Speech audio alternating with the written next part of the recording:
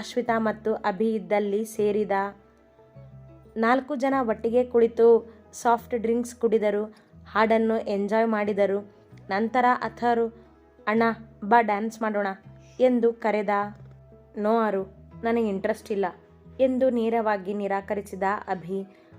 ಅಥರ್ವನಿಗಿನ್ನೂ ಗೊತ್ತಾಗಿಲ್ಲ ಯಶು ಮತ್ತು ಅವನ ಮಧ್ಯೆ ನಡೆದ ಜಗಳ. ಅಭಿ ಜಗಳ ಆಗಿದ್ದರ ಸುಳಿವು ಕೊಡಲಿಲ್ಲ ಅವನಿಗೆ. ಅವನ ಖುಷಿ ಹಾಳಾಗಬಾರದಲ್ಲ. ಯಾಕಣ್ಣ, ಏನಾಯಿತು ಕೇಳಿದ ಅವನ ಕೈ ಮೇಲೆ ಕೈ ಇಟ್ಟು.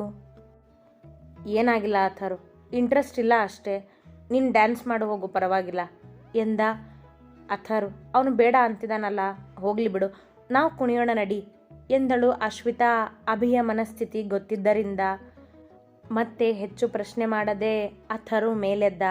ವೈಭವಿ, ಅಶ್ವಿತಾ ಅವನ ಜೊತೆಗೂಡಿದರು. ಅಭಿ ಅಲ್ಲಿಯೇ ಕುಳಿತ ಎಲ್ಲವನ್ನೂ ನೋಡುತ್ತಾ.